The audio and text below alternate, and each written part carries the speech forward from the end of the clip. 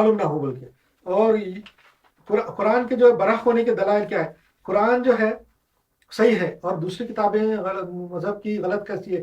دوسری اس لیے کہ دوسری جو مذہب کی کتابیں ہیں اسلام کے علاوہ، ان کی کوئی بات جو ہے سائنس کے حساب سے ابھی تک صحیح ثابت نہیں ہوئی، ان کی کوئی پیشن گوئی پروفیسی ابھی تک صحیح ثابت نہیں ہوئی. مگر قرآن کے اندر جتنی بھی پروفیسیز ہیں، پیشن گوئی جس کو بولتے ہیں آگے کی باتیں بتانا، وہ صحیح ثابت ہو رہی ہے.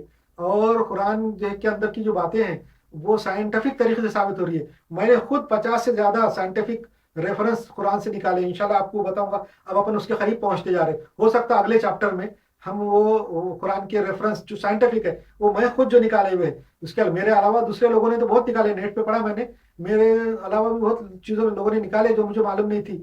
مگر میں نے بھی خود اپنے خود سے خود قرآن پڑھ کے خود عربی کو اللہ کی زبان میں سمجھ کے اپنے خود کے دماغ سے جو چیز نکالا میں نے، وہ بھی آپ کو بتاؤں گا. دیکھو قرآن شریف کس نے لکھا، کب لکھا، اس کے بارے میں پورا موجود ہے. اور دوسرے مذہب کی کتابوں کے بارے میں کوئی چیز موجود نہیں ہے کہ کب لکھی ہوئی ہے بلکہ. اچھا ایک جو ہے قرآن کا معجزہ بتاؤں گا میں، زیادہ نہیں. سورہ بقرہ، سورہ نمبر 2، آیت نمبر 251. یہ یاد رکھیے، سورہ بقرہ سورہ نمبر 2، آیت نمبر 251. اور دوسرا جگہ وہی آیت ہے سیم، سورہ الحج سورہ نمبر 22 اور آیت نمبر 40، سورہ نمبر 22 اور آیت نمبر 40. یہ دو سوروں میں قرآن کی حقانیت بتا رہا ہوں آج کے زمانے میں. اب آپ لوگوں کو یہ بات بتاتے آ رہا ہوں میں شروع کے پہلے سبقوں سے کہ قرآن ہمیشہ ہر زمانے کے لیے ہے، 1440 سال سے اتھینٹک چلا آ رہا ہے. پچھلے پاسٹ میں بھی وہ اتھینٹک تھا، اور ابھی پریزنٹ میں بھی اتھینٹک ہے، اور فیوچر میں بھی اتھینٹک رہے گا. اس کے بہت سارے ثبوت ہیں. اس کا ایک چھوٹا سا ثبوت یہ بتا رہا ہوں کہ یہ جو سورہ ہے سورہ بقرہ کا، سورہ بقرہ آیت نمبر 251 اور سورہ الحج آیت نمبر 40، یہ اس کے اندر یہ بتایا ہے کہ اللہ تعالیٰ نے فرمایا کہ ہم، اللہ بول رہا میں یعنی ہم ایک قوم سے، ایک قوم کی طاقت سے دوسرے قوم کی طاقت کو ہم کم کرتے، ایک قوم کی طاقت کی وجہ سے دوسری قوم کی طاقت کو کم کرتے، تاکہ دنیا میں ظلم نہ ہو، ایک دوسرے پہ ظلم نہ ہو، مسجدیں نہ توڑی جائیں، ان کی عبادت خانے نہ توڑے جائیں، اور ان کی بے حرمتی نہ ہو. اس کے لیے ہم کیا کرتے ہیں، ایک قوم کی طاقت سے دوسری قوم کی طاقت کو توڑ دیتے. اس کا ایک جنگلی ترجمہ جو ہم کریں گے یہ ہے کہ ایک قوم کی طاقت سے ہم دوسری قوم کی طاقت کو زراتے. کسی کی طاقت کو زرانا ہے تو ایک قوم کو اٹھا دیتے، ایک قوم کی طاقت کی وجہ سے دوسری قوم کو ہم زراتے طاقت کو. یہ جنگلی ترجمہ ہے.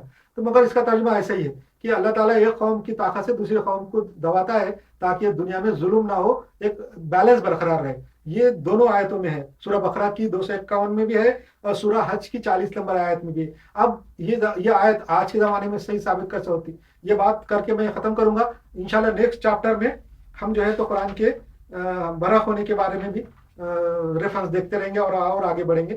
تو یہ آیت کیسی ہے کہ آج آپ غور کرو، آج کے حالات، آج کی اسٹڈی کرو، آج کی نیوز دیکھو کہ دنیا میں کون ملک ہے جو طاقتور ہے، جس کے پاس ہتھیار ہے، جو بہت طاقت حاصل کر لیا، اور جو کمزور ملک ہے جس کے پاس طاقت نہیں ہے اس کو ڈراتے رہتا، اس کو دھمکاتے رہتا، میں تیرے پہ ایسا کروں گا، میں تیرے پہ حملہ کروں گا، میں تیرے کو ماروں گا. بالکل ڈر رہا ہے. اور وہ جو کمزور ملک ہے وہ پچھلے کئی سال سے، کئی 40 سال 50 سال سے ان کے ہاتھ پڑ رہا ہے، پیر پڑ رہا ہے، ہم کو معاف کرو، ہم تم سے دوستی کرنا چاہتے ہیں، ہم تمہارے ساتھ دوستی کریں گے اور مل جل کے رہیں گے. اور یہ ایک ملک ہے وہ مانتا ہی نہیں ہے، وہ بس حملے کر رہا، ڈرا رہا، دھمکا رہا. جیسا کہ پڑوسی ہوتے ہیں نا، ایک طاقتور پہلوان پڑوسی ہے، ایک کمزور ہے، تو پہلوان جو ہے نا، یہ پیسے والا جو پڑوسی ہے وہ غریبوں کو ڈراتا ہے، غریب پڑوسی کو ڈراتا ہے، دھمکاتا ہے، اپنا روب ڈالتا ہے. ویسا ہی ہے. مگر بعد میں اللہ تعالیٰ کیا کرتا ہے، ایک دوسرے کو کھڑے کر دیتا ہے، ایک دوسرا ملک، تیسرا، وہ اس سے زیادہ پاورفل رہتا ہے.